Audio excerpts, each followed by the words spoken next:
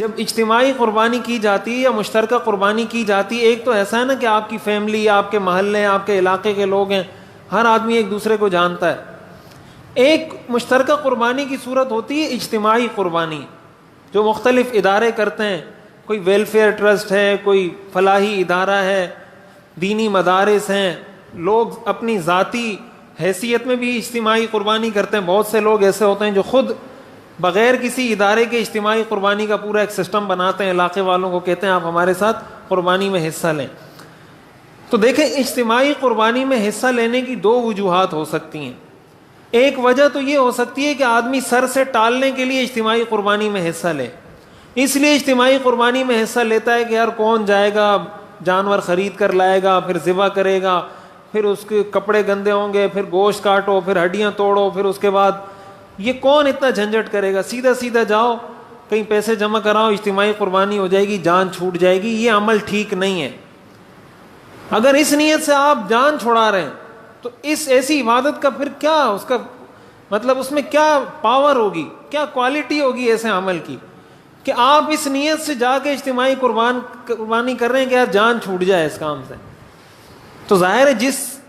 انداز سے آپ نے ادا کی ہے ثواب بھی اسی حساب سے ملے گا۔ دوسری وجہ ہوتی ہے کہ انسان کسی اچھی نیت سے کرے، مثال کے طور پر کوئی دینی مدرسہ ہے، کوئی دینی ادارہ ہے، وہ اجتماعی قربانی کر رہا ہے، آپ اس نیت سے جاتے ہیں کہ یار میں ان کے ساتھ اجتماعی قربانی کروں گا تو اس کی جو کھال ہے وہ ان کو مل جائے گی، اسی کے ساتھ ساتھ اگر گوشت کوئی ان کو صدقہ کرنا چاہتا ہے تو یہ گوشت ان کے طلباء کو یا فلاں غریب مستحق لوگوں کو مل جائے گا،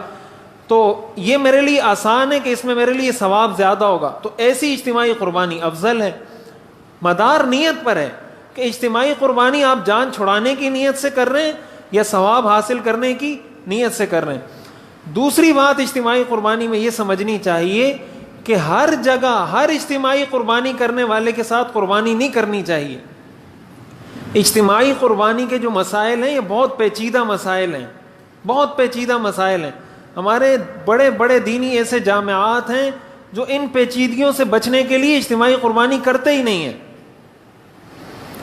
کہ اس لیے کہ ان ساری پیچیدگیوں کا، ان ساری شرائط کا لحاظ کرنا، پھر اس لحاظ سے گوشت کو تقسیم کرنا، پھر صاحب حق کو اس کا حق پہنچانا، پھر اس کے پیسوں کی حفاظت کرنا، پھر اس چیز کی حفاظت کرنا کہ کسی کا حصہ کسی دوسرے کو نہ جائے، اس کا گوشت اس کو نہ جائے، اس کا گوشت اس کو نہ جائے۔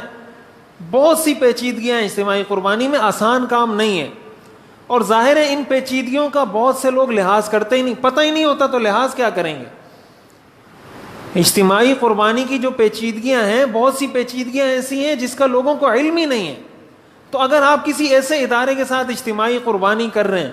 کہ اس کو پتہ ہی نہیں ہے اجتماعی قربانی کیسے کی جاتی ہے، اس میں کن شرائط کا لحاظ رکھنا ہوتا ہے، گوشت کیسے تقسیم کیا جاتا ہے، تو اس طرح آنکھیں بند کر کے کہیں بھی اجتماعی قربانی کرنا یہ ٹھیک نہیں ہے۔ آپ جہاں اجتماعی قربانی میں حصہ لے رہے ہیں تو اس چیز کا پورا یقین کریں کہ جہاں میں قربانی میں حصہ ڈال رہا ہوں یہ ایک ایسا ادارہ ہے جو مستند علماء کی نگرانی میں اس اجتماعی قربانی کو انجام دے گا، اور مستند علماء اپنی نگرانی میں یہ سارا پروسیجر مکمل کروائیں گے۔ اس میں کوئی کام ایسا نہیں ہوگا جو غیر شرعی ہوگا۔ ایسے ادارے میں اجتماعی قربانی میں حصہ ڈالنا چاہیے۔